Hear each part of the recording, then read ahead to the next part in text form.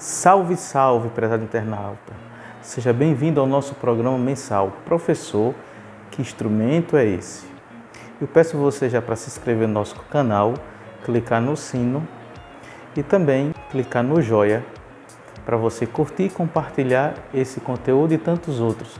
Se você também não está inscrito na nossa página no Instagram, aproveita para se inscrever, @escola.musical. Hoje nós vamos conversar sobre um instrumento que produz a própria melodia de forma muito bela. E neste mês de fevereiro, o nosso convidado será uma professora. É com você.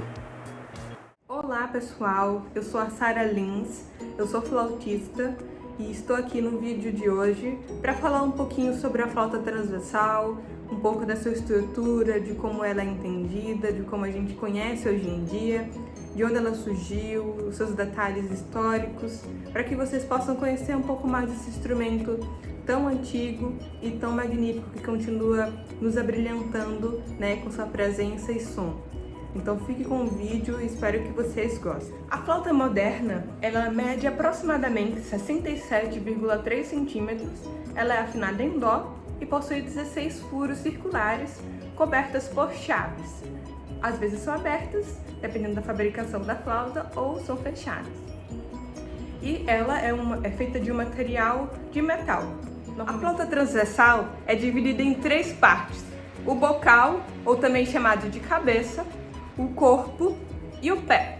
Começando primeiro pelo bocal, a flauta, nessa parte, possui um orifício com bordas formadas por chapas de metal em formato arredondado, para permitir que o flautista possa apoiar o lábio inferior e também apoiar contra o queixo. O bocal está fechado à esquerda, nessa parte daqui, por uma peça com o formato de rolha, feita de cortiça e furada por meio de onde passa um pino rosqueado. Na extremidade direita, dentro da flauta, o cortiça é soldado por uma placa metálica e na extremidade esquerda ele tem um acabamento em forma de um chapeuzinho, como vocês podem ver aqui.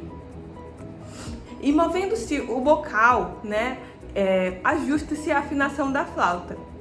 E apesar dessa simplicidade exterior, o bocal é um elemento muito frágil e muito importante do instrumento. Todos os detalhes da sua construção, como o local da rolha, a vedação, o ângulo da soldagem, o porta-lábios e o formato do orifício determinam a qualidade e precisão do instrumento. Já o corpo da flauta é a maior peça que nós temos na composição da flauta transversal e ela possui 13 furos e composta por um complexo sistema de chaves. As flautas transversais, elas possuem, em geral, aproximadamente 23 chaves. Esse número pode variar de acordo com a flauta, se ela for mais profissional. Agora, indo para o pé da flauta, é uma extensão do corpo e, consequentemente, é a menor peça da flauta transversal. Ela possui apenas 3 furos, normalmente, e 3 ou 4 chaves. E graças a ela é possível tocar os sons mais graves da flauta. Vamos conversar um pouquinho agora sobre a extensão da flauta transversal, do quanto ela vai do mais grave até o mais agudo?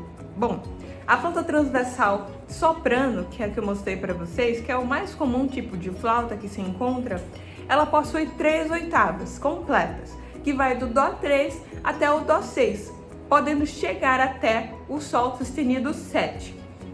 Algumas flautas modernas possuem no pé uma chave que permite soar o Si3, uma nota mais grave do que o usual.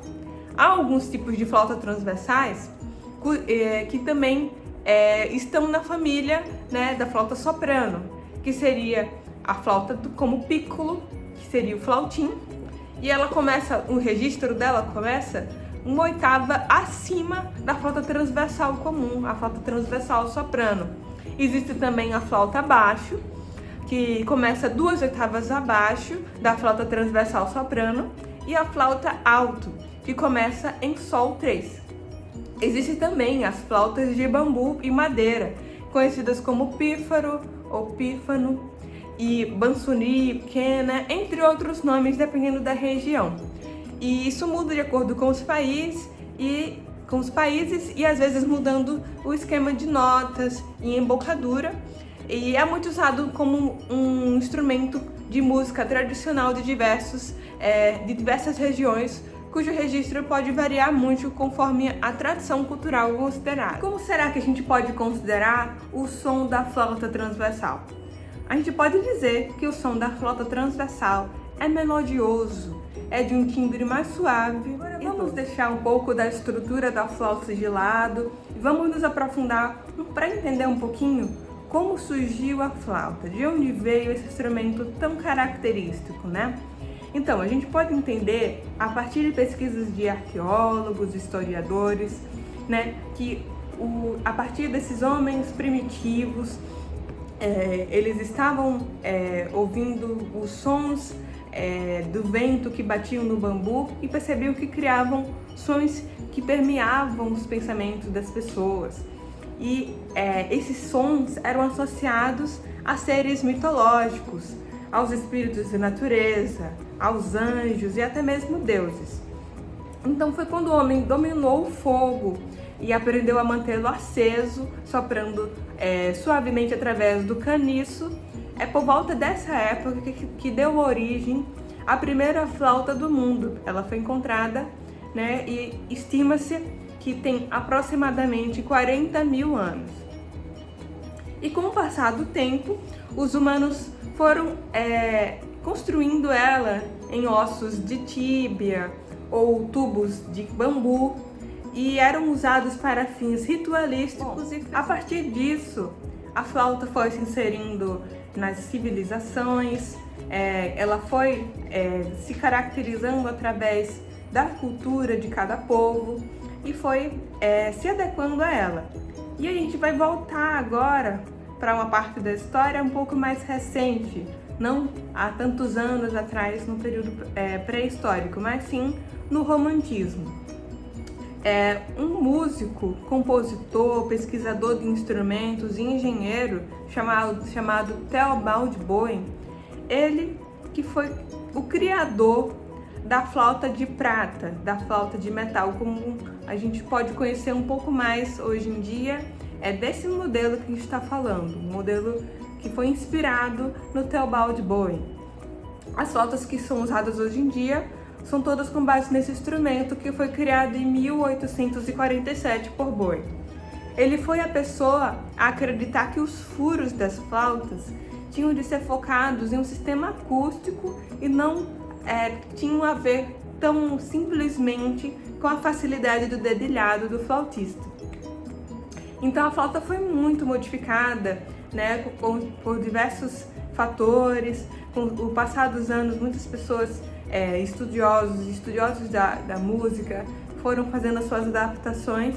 E no século XX, na década de 1950, Albert Cooper modificou a flauta de Boehme para que a música contemporânea fosse mais fácil de ser executada. Então, na década de 1980, já outra pessoa, Johann Brugger, modificou a flauta de Boehme Cooper, transformando em um som mais melódico, entre outras coisas. Mais recentemente, em 1990, Eva Kingman desenvolveu uma flauta com base também na de Boehme, que é muito usada no jazz, na música do leste europeu, que permitia facilmente a utilização de microtons e harmônicos.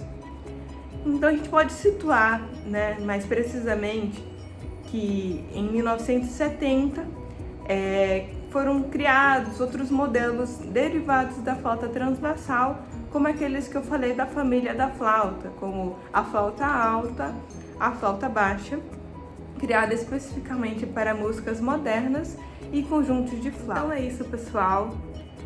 Esse é o vídeo para explanar um pouquinho do que seria a flauta transversal, como a gente entende hoje em dia, de onde surgiu, seus detalhes mais históricos, de estrutura também. Espero que vocês tenham gostado e agradeço a oportunidade por estar fazendo esse vídeo, por estar agregando um pouco mais de conhecimento acerca desse instrumento que é tão magnífico e um som tão bonito. Então é isso. No final do vídeo eu vou deixar uma musiquinha para vocês, espero que vocês apreciem, para vocês entenderem, né, para fechar todo o conteúdo através de uma exemplificação mais palpável.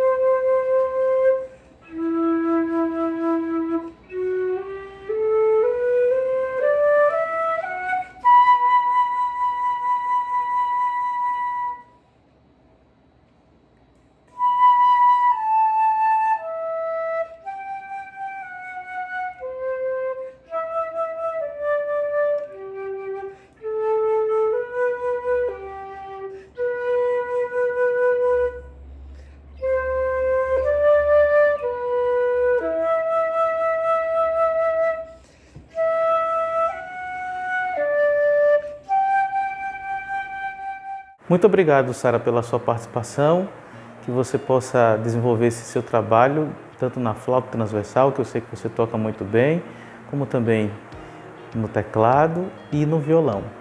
E você pode compartilhar esse conteúdo e tantos outros que nós temos por aqui. Um forte abraço. Escola Musical, um novo jeito de estudar e aprender música.